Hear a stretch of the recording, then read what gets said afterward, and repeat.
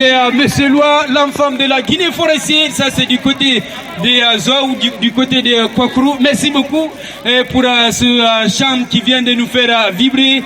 En tout cas, c'est une manière de dire que les Guinéens sont fiers voilà, de leur hymne national. Là, Monsieur Barry. Oui, en tout cas, tout le monde est fier de son hymne national. Grand merci à Monsieur Loa qui nous a fait vibrer, en tout cas, durant ce temps-là, l'hymne de notre cher pays. Voilà l'hymne de notre cher pays. Nous avons Madame Silla qui est bien briefée dans cette cabine de reportage. Elle va aussi voilà, s'intéresser à cette très belle fête voilà, que nous allons célébrer demain dans les locaux de l'ambassade de la République de Guinée en Égypte. Madame Silla, bonsoir. Je rappelle que vous êtes journaliste de 224 médias. Oui, bonsoir. Bonsoir à toutes. Bonsoir aux spectateurs qui sont là au mini-studium de ce tournoi Indelouche. D'accord. Je salue le président du conseil des Guinéens qui est du côté de l'ambassade, bien sûr. Et aussi les équipes qui sont en train de jouer ici aujourd'hui. D'accord. Et je salue en fait tout le monde. Et bonsoir, aujourd'hui nous jouons en fait pour notre indépendance qui se jouera demain le 2 octobre 2022 bien sûr, qui se passera du côté de l'ambassade. Tout le monde sera invité là-bas bien sûr. Et du côté du 2 octobre du Faisal, que ça soit un peu partout à travers voilà, l'Égypte, à travers la plus grande ville. L'Égypte, c'est la. Merci Didier. L'Égypte, c'est la plus grande ville. Voilà, en Afrique. Ça, c'est quelque chose qui reste incontestable.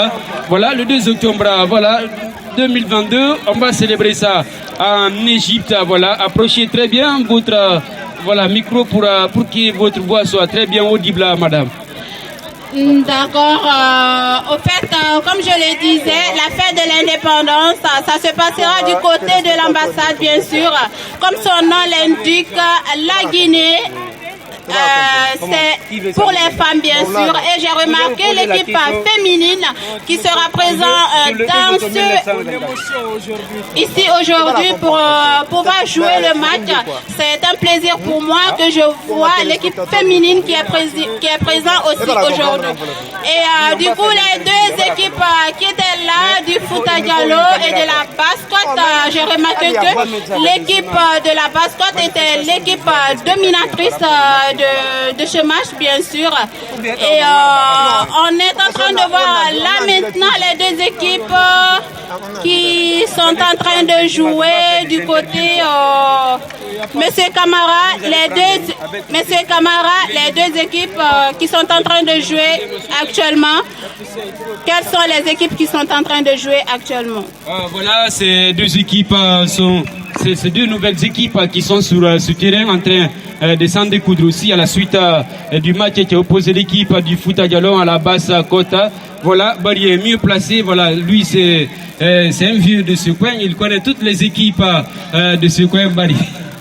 Malheureusement, je déplore le nom de ces équipes vu que le chargé, en tout cas, ou les chargés de l'organisation ne nous ont pas fait part, en tout cas, de la liste des équipes, de toutes les équipes participantes. Et il faut le rappeler, en tout cas, nous souhaitons à ce que nous ayons le nom de toutes les équipes participantes, s'il vous plaît. Voilà, nous demandons que les noms des équipes nous soient adressés ici pour nous faciliter la narration. On revient avec Madame Silla qui va continuer toujours avec voilà, ses sentiments vis-à-vis de cette fête du 2 octobre 2022 que nous allons célébrer. Après, on fera un petit voyage au niveau de notre voilà. C'est notre Baobaba, Monsieur Baldé. Moi, j'ai toujours préféré l'appeler Monsieur Alassane Maoulana Baldé. Il va aussi intervenir pour donner ses sentiments vis-à-vis de cette très belle célébration de notre indépendance qui se pointe à l'horizon. Madame Silla, on reste avec vous. Voilà, que faut-il en tout cas dire en termes de mobilisation de la communauté guinéenne pour aller en tout cas célébrer cette fête du 2 octobre 2022? Ok, comme nous sommes déjà avec l'un des membres au fait de la communauté guinéenne Kemo, il est le mieux placé au fait pour nous donner les programmes de cette organisation qui aura lieu demain. Mais comme je l'ai mentionné encore une fois de plus, il faut le rappeler que les tickets sont déjà disponibles pour les bus. Encore une fois de plus, je le rappelle, les tickets sont déjà disponibles pour les bus du côté de Marga. Donc, vous pouvez prendre langue ou rencontrer les chargés à l'organisation du conseil, tels que M. Abdourahmane Kaba, M. Fodé Conté, M. Ziboli et M. Silla. Donc, consultez et contactez les membres du conseil. Les billets pour les bus sont déjà disponibles. Il y a pratiquement 5 billets, il y a pratiquement 5 bus qui sont prévus pour Marga et un autre bus aussi prévu pour Madi.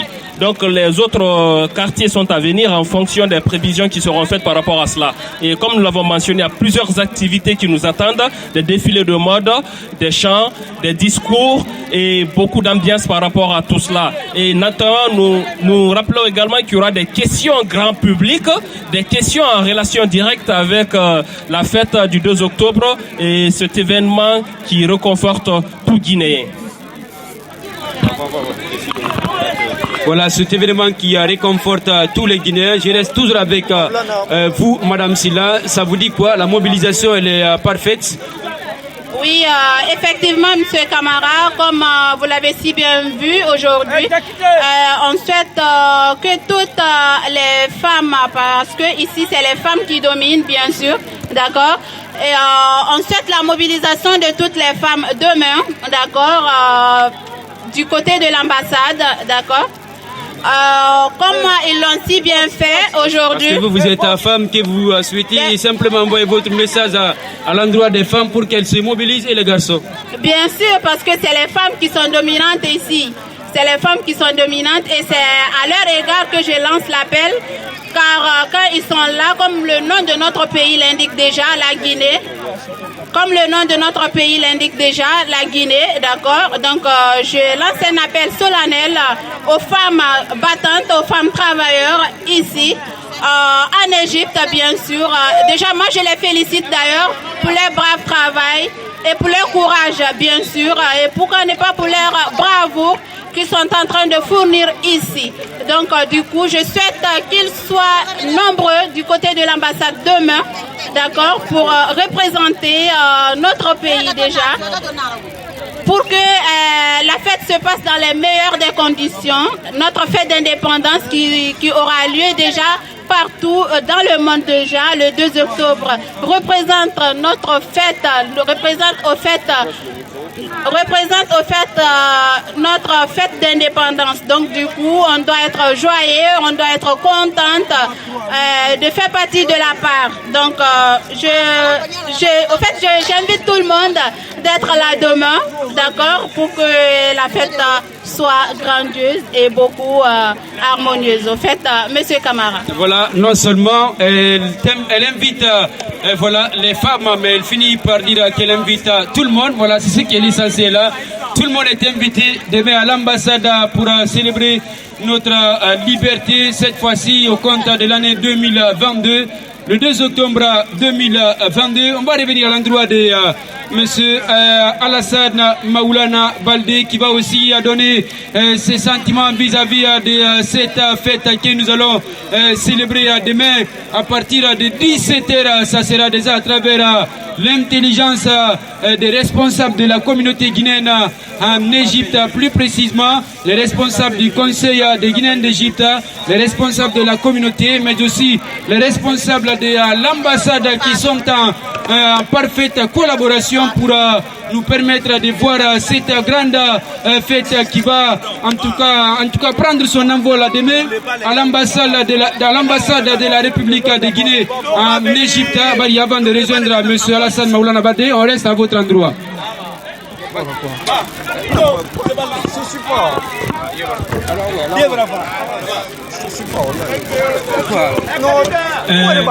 Bonsoir à tout le monde. Merci beaucoup, Monsieur Camara, de m'avoir permis et de m'exprimer devant cette communauté qui est ma communauté guinéenne ici en Égypte.